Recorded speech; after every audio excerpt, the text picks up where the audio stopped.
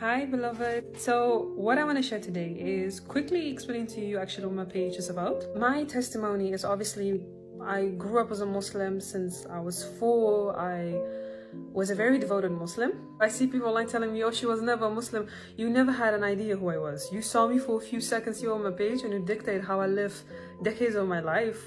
I was raised and I grew up and I was a devoted Muslim. My page consists of me explaining how I left Islam and I came to Christianity, right? Explaining that the Bible isn't corrupt, Jesus' crucifixion isn't evidence, explaining how the Quran is simply wrong, is simply making an error by saying that Jesus was never crucified, because he was, and he was resurrected.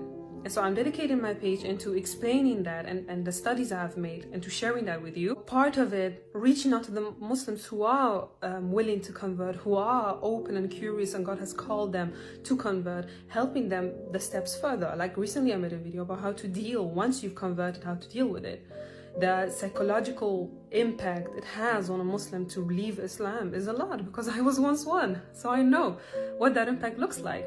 So I make videos, for example, enlightening about that situation. Also, at the same time, I'm making a lot of Christian content. So my own testimonies, the thing God does in my life, but also what I see around me that happens. But I also share biblical themes, explaining biblical themes, how the Bible speaks on this topic, on that topic. And if you are one of these Muslims telling me that I should shut up and I should stop talking, and you mocking me and you insulting me in my private messages, telling me I'm gonna go to hell and all of this, you can block me, you know?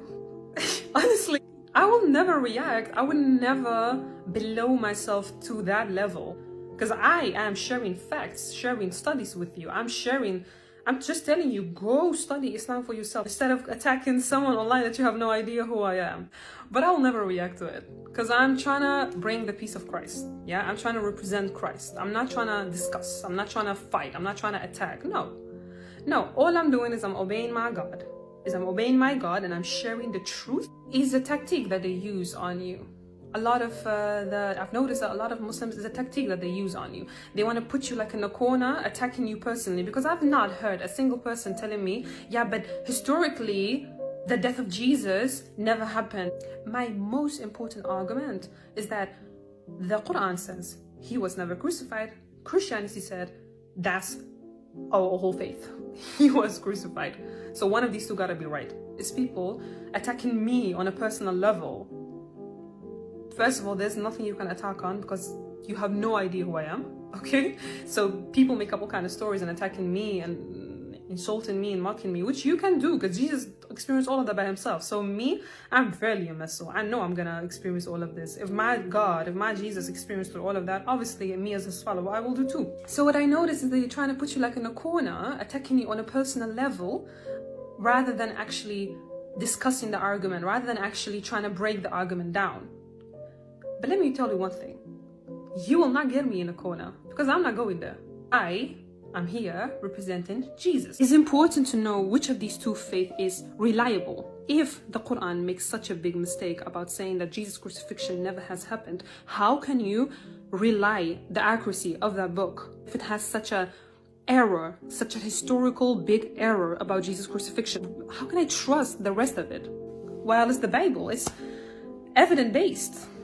It's evidence-based. My faith is not based on feeling. My faith is based on the fact that Jesus died on that cross. How I, as a devoted Muslim in the past, got the interest in Christianity, it wasn't because someone was forcing me. It wasn't because someone was hurting me. No, it was purely because I was just curious. I got the curiosity to study it. Yeah. Matter of fact, I wanted to study to prove it's wrong. Years later, here I am. That's the only way I'll also approach any Muslim who's interested. If you're interested, if you have questions, if you want to receive answers, absolutely. But if you're like one of the hundreds and the hundreds, just mocking, just screaming, telling me I'm gonna go to hell, do you really think I'm gonna waste my time replying to that? No, I won't.